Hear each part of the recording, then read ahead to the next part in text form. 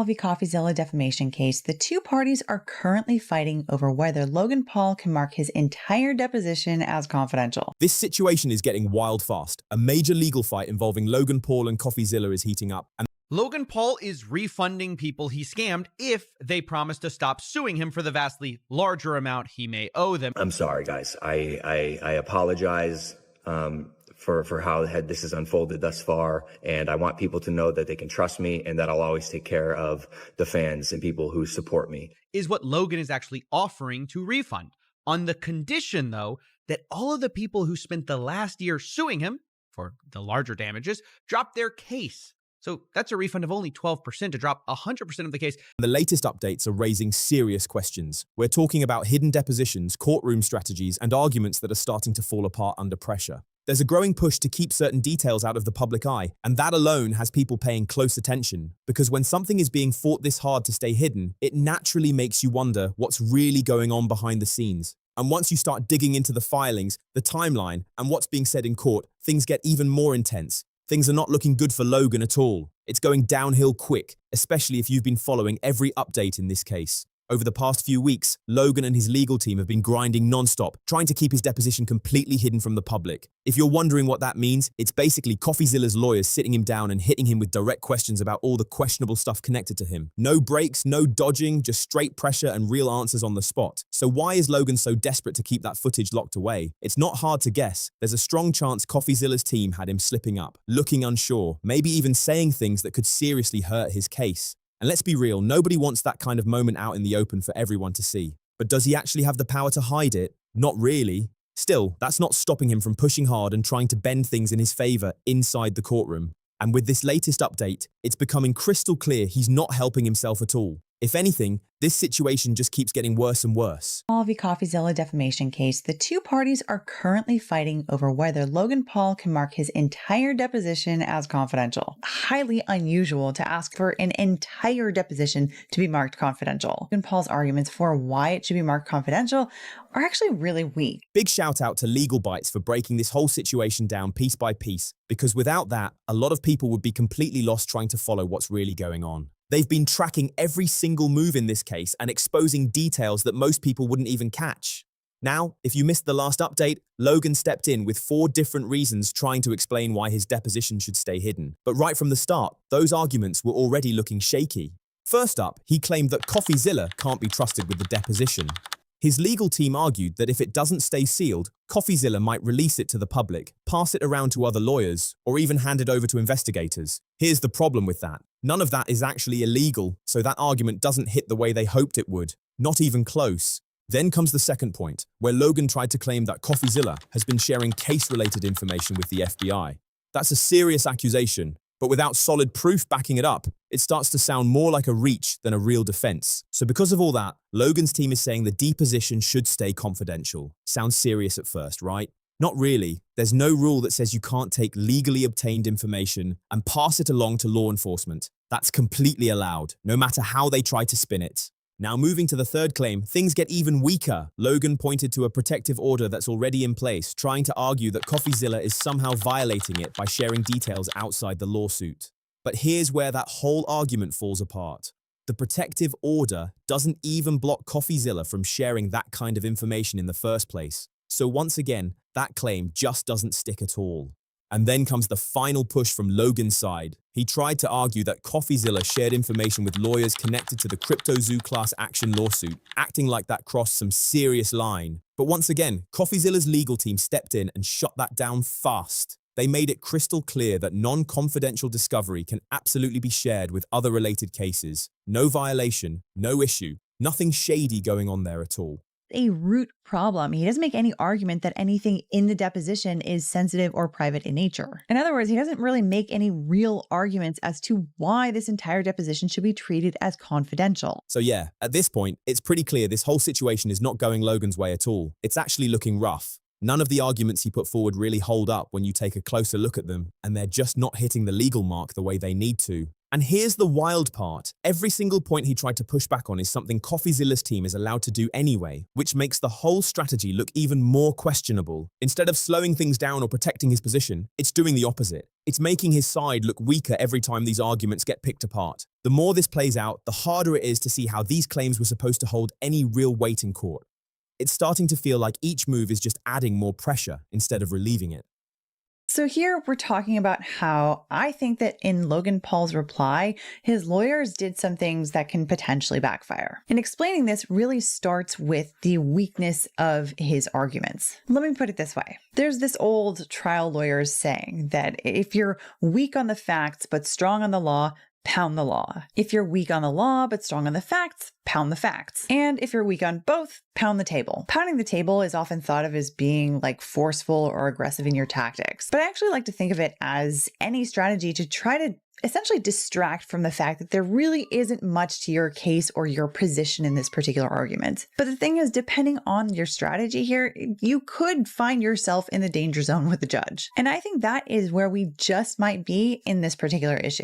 To start, Logan Paul's reply is an opportunity to strengthen the arguments from his original motion. It's supposed to be pretty limited in that it's supposed to be responding to the opposition, but nevertheless, it should be able to use something to kind of bolster it somewhat. But instead of doing that, he basically repeats all of the arguments from his original motion, all of which, like I said, I think are already pretty weak. So yeah, right now it really feels like the courtroom is filled with noise. There's a lot of back and forth, a lot of talking, but not much real substance behind it. Even Legal Bites pointed this out. Logan's team doesn't seem to have much solid ground when it comes to actually defending their arguments in this case, and these latest responses aren't changing that at all. They're not bringing anything new to the table either. It's starting to look more like a distraction move than a real legal strategy, like they're trying to keep the judge focused on side issues instead of the bigger picture. Meanwhile, Logan's side is pushing hard to keep that deposition sealed, and it's not hard to guess why.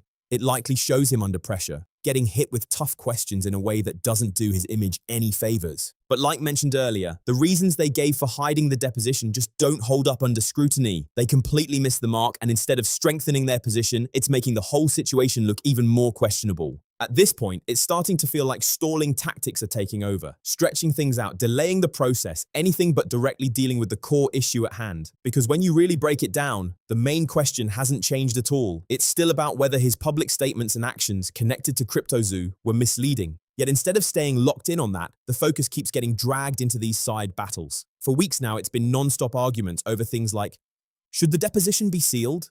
Can discovery be shared? Did anyone actually cross a line with a protective order? All of these questions keep bouncing around, and they're pulling attention away from the core of the case in a major way. None of these side debates actually solve the real issue, not even close.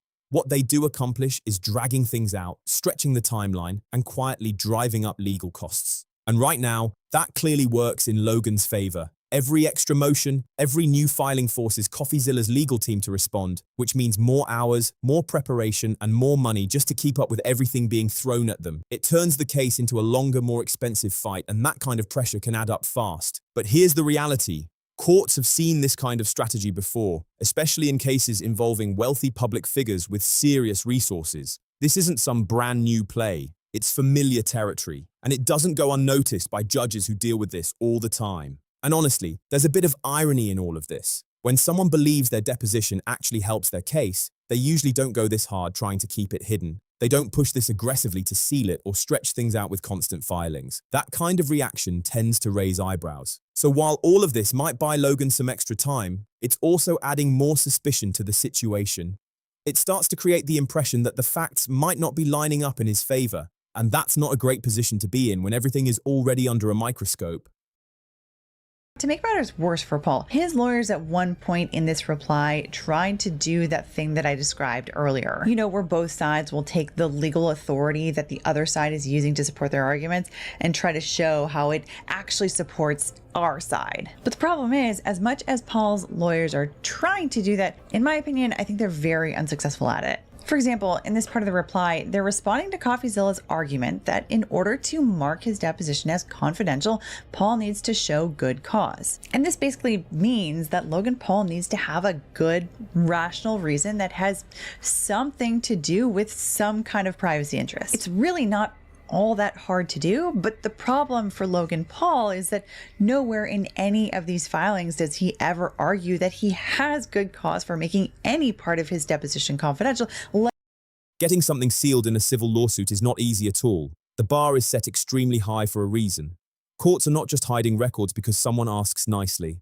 There has to be a clear, specific justification backed by real evidence, not just broad claims or vague concerns. Usually, sealing only happens when the information is seriously sensitive. We're talking about things like private medical records, detailed financial data, or deeply personal material. That's the level it has to reach before a court even considers locking it away. And even then, courts don't just shut everything down. They go for precise, targeted redactions, maybe a single line, maybe a short section of a document, not the entire thing. That's what makes Logan's approach here such a problem. You can't just walk in and say seal all of it and expect that to actually work. That kind of request stands out in a big way, and it raises real questions about whether the argument meets the strict standard courts usually stick to. If he really wants that deposition hidden, he has to get extremely specific. We're talking exact pages, exact lines, and a clear explanation for why each piece actually qualifies as confidential under the law. It can't be broad, it can't be vague, it has to be detailed and backed by real reasoning. But the way his side is coming across right now, it feels more like, this might make me look bad or be used against me, so keep it private. And that kind of argument just doesn't hold up in court, not even close. In civil cases, transparency is the default. That's how the system is designed to work. Courts are there to serve the public, not to protect people from uncomfortable information or tough moments. And unless there's a serious, well-supported reason to keep something hidden, the public has every right to see how all of this plays out. That's what makes this push to seal everything stand out so much. It goes directly against how these cases are usually handled.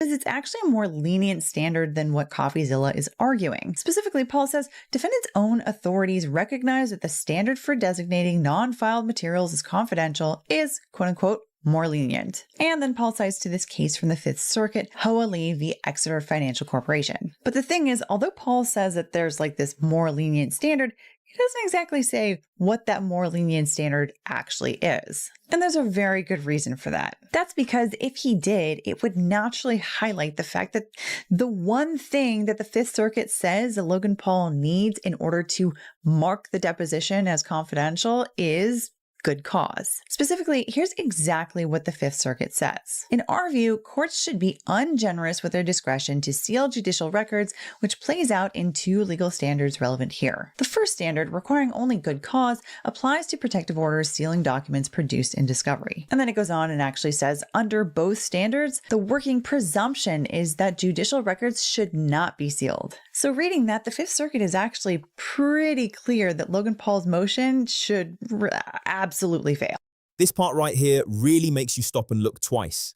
Logan's team tried to lean on a past case to argue that the court should ease up when it comes to sealing records, but that move doesn't land the way they expected. When you actually read the ruling, it starts working against them instead of helping. The Fifth Circuit, an appeals court, spells it out very clearly. They explain there are two different standards in play. First, there's the good cause standard, which applies to protective orders during discovery. Then there's a second, much stricter test that kicks in once something is filed publicly and becomes part of the official judicial record. And here's the key detail that really stands out. You can't just slide past both of those standards.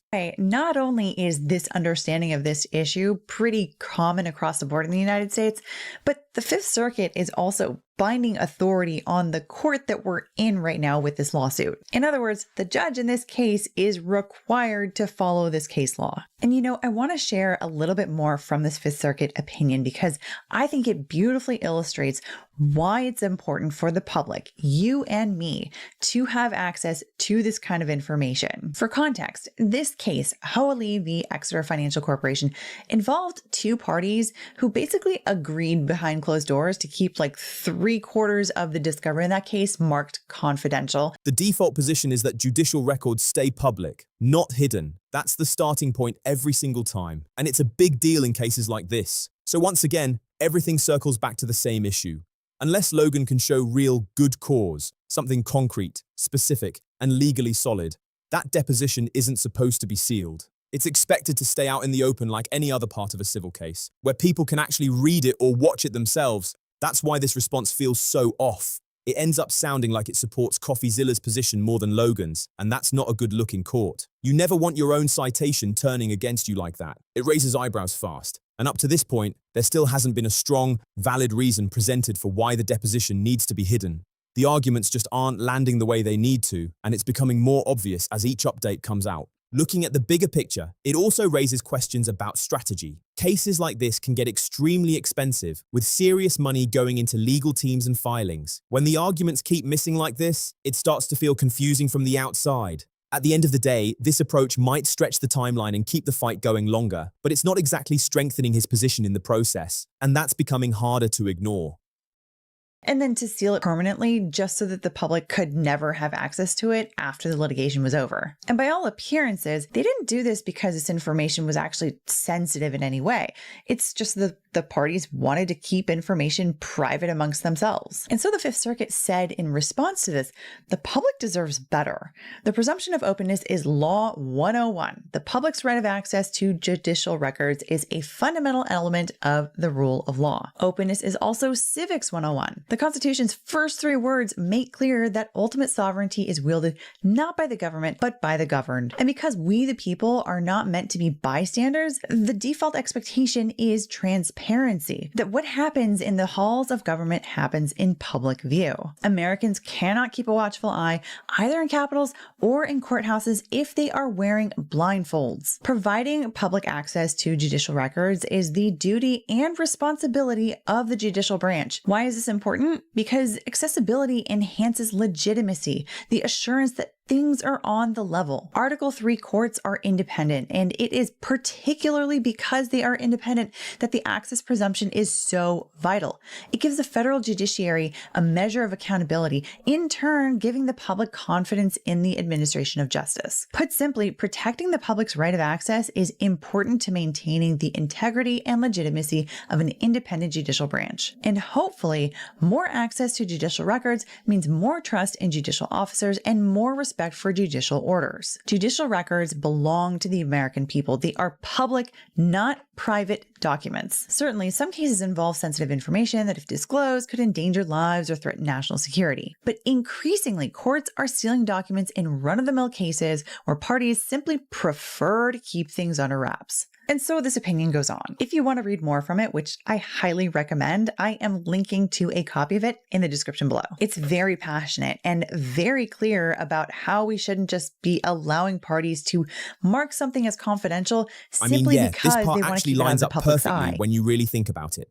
People are supposed to be able to see what's happening in court. That's how the system is designed to work. Just because Logan has money and a stacked legal team doesn't mean he gets to bend the rules or reshape how justice operates. The whole point of public court records is accountability, plain and simple. If powerful individuals could just seal whatever they want whenever they felt like it, then transparency would only apply to people without resources. And that's a serious problem. That's exactly what the Fifth Circuit is warning about here. And it connects directly to situations like the CryptoZoo lawsuit and other business controversies tied to massive audiences. Weakness in Logan Paul's arguments here. I want to talk about the pounding on the table part. Specifically, here's where I want to talk about what Logan Paul's lawyers do that I think could end up backfiring. Now, there are actually a couple things that Logan Paul's lawyers do in this reply that the judge might not like, but I really want to focus on one of them. And basically, it looks to me like Paul's lawyers may have twisted the judge's words out of context in order to make their argument.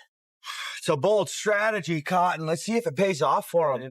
Let me explain. So remember how in his motion, Logan Paul pointed to something that he says the judge said at some point. Specifically, Paul says, plaintiff has reason to believe that Mr. Findeisen and his counsel have routinely been sharing discovery materials from this case with the class action plaintiff's counsel, something this court expressed concern about when it decided to temporarily stay this case, and conduct which, again, constitutes use of discovery materials for purposes other than litigating the claims and defenses in this action. So now when you read this, it sounds like back when the judge decided to temporarily freeze this case back in September, he had this super serious concern specifically about Coffeezilla sharing information with the class plaintiffs. But if you watched my first video on these arguments in this particular issue, you know that I looked back at the judge's September order staying the case, and I saw that the judge didn't say anything about this in that written order. And so in that video, I said, the only thing that I can really think of is maybe the judge made some kind of a comment at the hearing just before this written order order came out. And as it turns out, in the reply,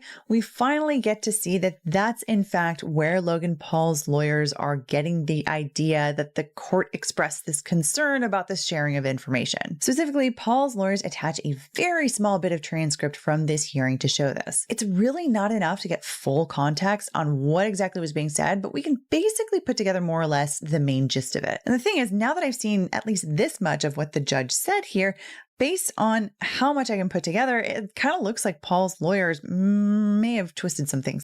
These aren't small, private disputes between random people, not even close. We're talking about cases involving huge amounts of money, massive platforms, and large groups of supporters who may be impacted financially. When a public figure builds something big using their influence and audience, and then that project falls apart, the stakes are on a completely different level. That's why keeping things open and visible matters so much in situations like this. It's not just legal drama, it's about real consequences that affect a lot of people. It raises real questions that people are going to want answers to, and that's exactly why this turns into a public concern instead of just a private dispute. In the CryptoZoo situation alone, a lot of people reported losing money after being told refunds and fixes were coming, but those promises didn't fully play out the way many expected. That's why attention is so high right now. People want clear answers. The public has a real interest in seeing how those promises line up with what Logan may have said under oath, because if his deposition ends up clashing with his apology videos, his tweets, or any public statements, that creates a serious problem. And you can start to understand why there's such a strong push to keep that deposition out of the spotlight. It naturally raises the question, what's actually in there? There's a strong chance Coffeezilla's legal team asked direct, high-pressure questions like why only partial refunds were given to people affected by CryptoZoo. That's the kind of question that puts someone on the spot fast. If the answers in that setting don't line up cleanly or come across in a way that raises more concerns, it can shift how everything is viewed in a big way. And now, Legal Bites is pointing out that the arguments coming from Logan's side might actually circle back and hurt his position instead of helping it, which is a tough spot to be in. That's the case, that is a problem for them because that would mean that they are twisting the judge's words to the judge. Let's take a closer look so you can know what I mean. So this hearing transcript that Paul attaches starts out where the judge is talking about Coffeezilla's earlier request to transfer the case from San Antonio to Austin so that it can be litigated in the same court as the class action case. And there's discussion leading up to this that we can't see, but he basically concludes that he doesn't want to transfer the case over there. So the judge says at the top of this page, so I'm wondering, I will tell the parties the motion to withdraw, the transfer to withdraw. I'm not transferring this case to Judge Griffin. It would not be fair. I've already had involvement in this case, he's got enough on his plate. But I am considering staying some or all of the proceedings in this case while that case gets rolling. I need to hear from the parties on it. I'm concerned about it. Judicial resources need to be economized. There is the danger of prejudice to both sides. I'm very concerned, even though there's a voluntary agreement by these potential class members to subject themselves to deposition, I'm concerned that that could be prejudicial to them. I'm concerned with the team on the Logan Paul side that some of this information would be information that could be used in the other case, even with the protective order. And the flip side, of course, anything that was disclosed by defendants in this case to Mr. Paul, how could he not use that in that case? I'm worried. I do not want to prejudice the parties. I need to hear from the parties as to how to address these issues. It's separate from the motions in front of us. I'd like to start with the plaintiff.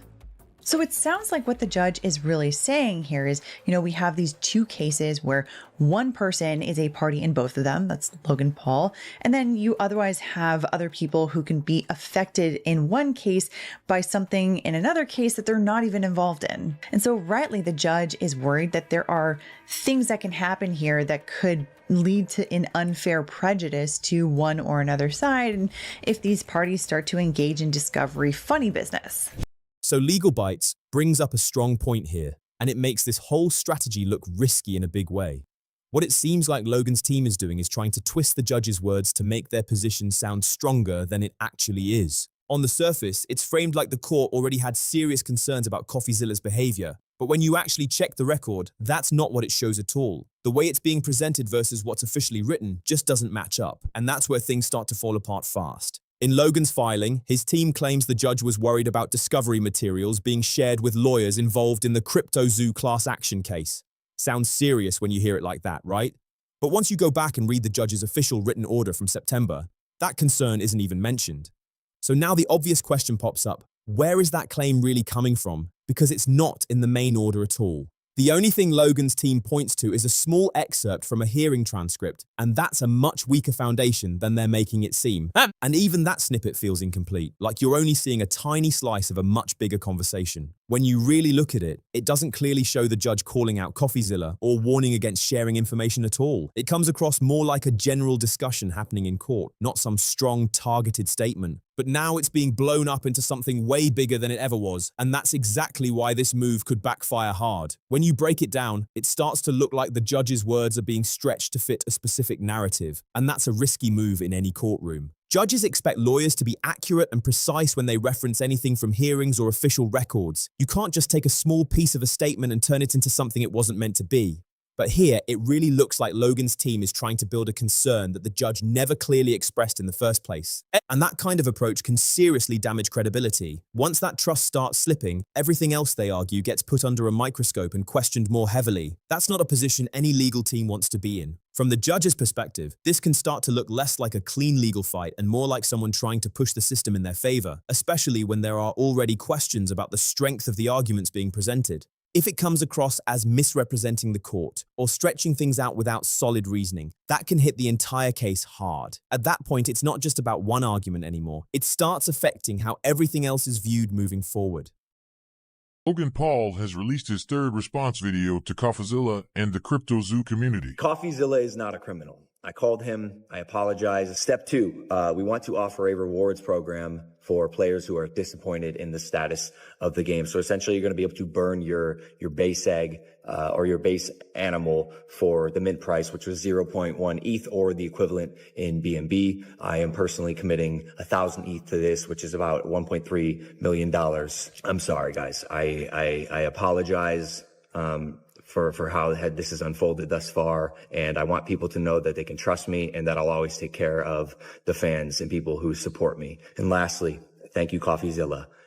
You have catalyzed this, and I am very grateful for your work and your investigation. And I mean that.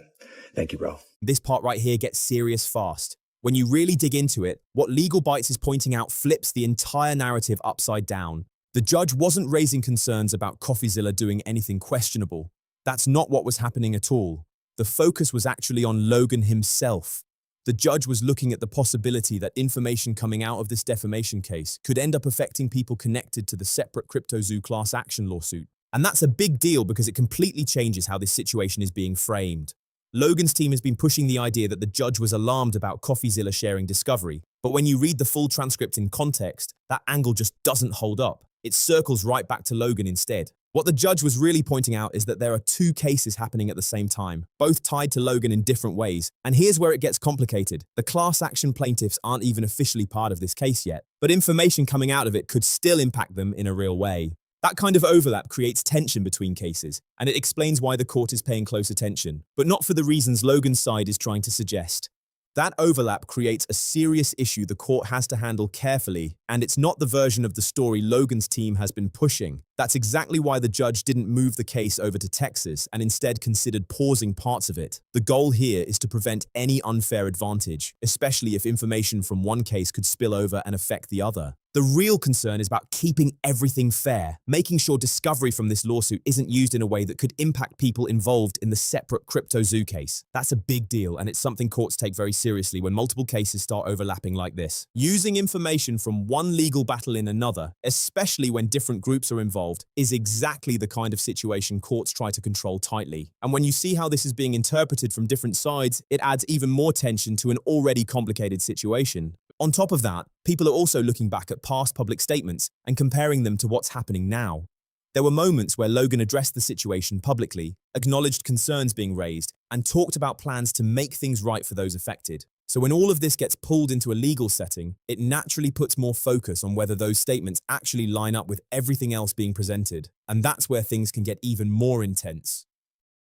Logan Paul is refunding people he scammed if they promise to stop suing him for the vastly larger amount he may owe them. And honestly, I'm conflicted because on the one hand, victims getting money is always great. And I'm proud that our investigation led to some real-world consequences.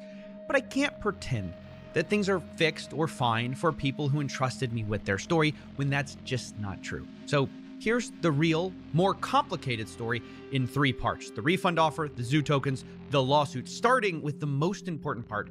And if you get one thing from this story, this should be it.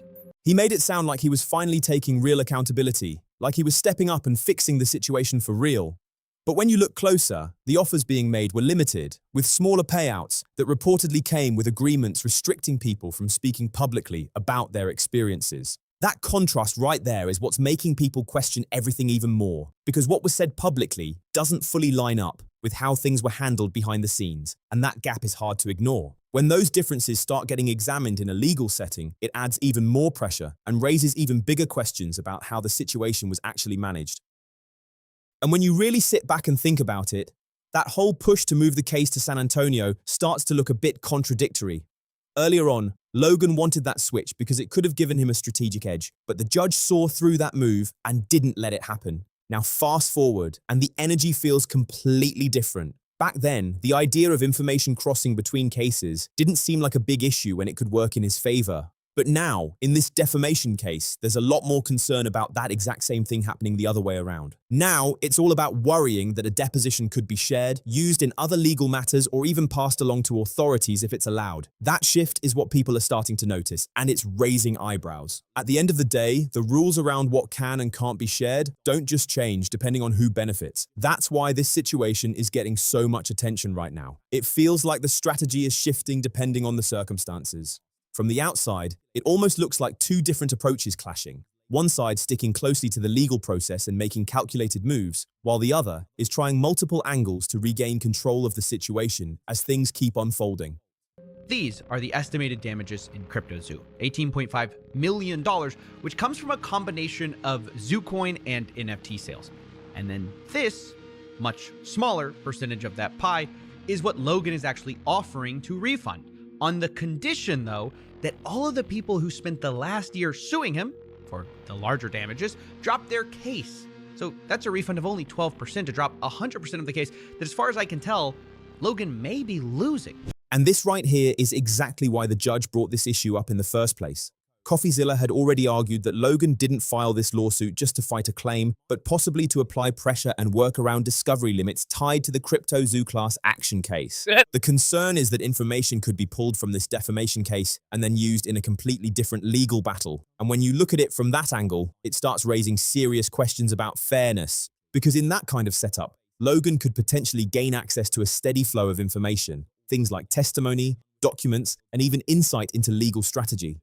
Meanwhile, the people involved in the class action case don't get that same access in return. They're left waiting on their own case while information keeps moving in a direction that doesn't benefit them. That kind of imbalance is exactly what courts try to avoid. And that's the key point here. The concern wasn't about Coffeezilla sharing information in general. It was about whether the legal process itself could be used in a way that creates an uneven playing field. That's what the judge was really focused on, making sure the system isn't used in a way that gives one side an advantage over others who aren't even part of this specific case. When that line starts to blur, it becomes a much bigger issue than just one lawsuit.